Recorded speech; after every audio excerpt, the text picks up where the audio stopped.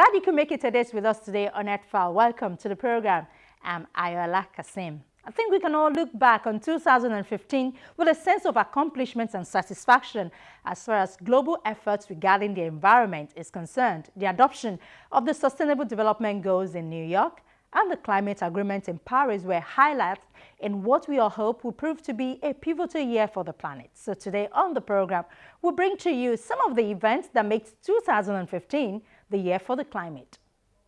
From the historic Sustainable Development Summit in New York to the climate conference in Paris, this has been a year in which world leaders have proven their ability to deliver hope and healing to the people and planet. The latest good news came for the people of the Niger Delta in Nigeria just a few days ago, when a Dutch appeals court ruled on Friday, the 18th of December, that Royal Dutch Shell can be held for oil spills at its subsidiary in Nigeria, potentially opening the way for other compensation claims against the multinational.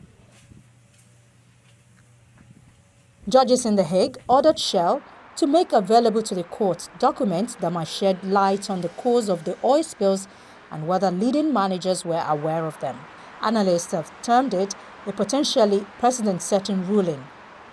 The ruling overturned a finding by a lower Dutch court in 2013 that Shell's Dutch-based parent company could not be held liable for spills at its Nigerian subsidiary. The legal dispute dates back to 2008 when 4 Nigerian farmers and campaign group, Friends of the Earth, filed suit against the oil company in the Netherlands, where its global headquarters is based. The Dutch court has ruled that it has jurisdiction over both cases, that is, the case against Royal Dutch Shell and the case against Shell Nigeria. These cases will be tried according to Nigerian law. The second ruling deals with the obligation of Shell to provide certain documents to Friends of the Earth. The case will continue to be heard in March 2016.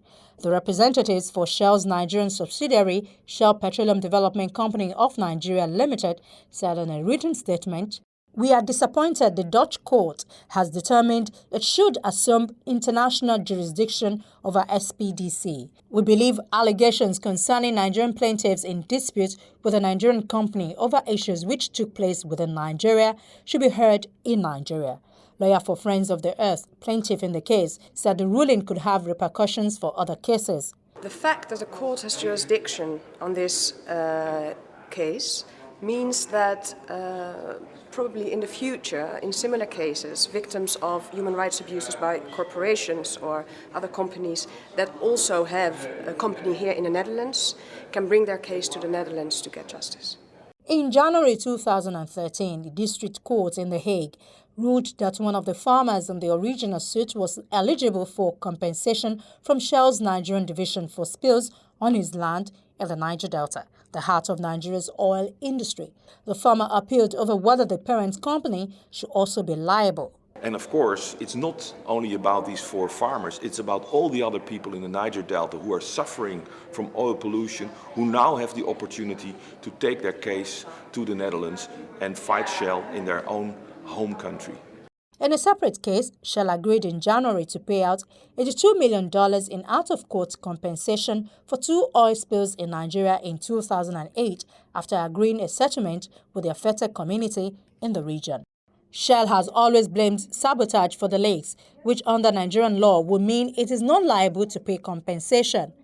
In the third quarter of 2015, President Muhammadu Buhari constituted the Governing Council, Board of Trustees, and Project Management Team of the Hydrocarbon Pollution Restoration Project. He also approved the setting up of a trust fund for HYPREP with a further directive that contribution deposit of $10 million be made by stakeholders within 30 days of appointment of members of the Board of Trustees for this trust fund. What is expected to be done has been simplified by the in-depth report of UNEP. They have been able to specify what needs to be done.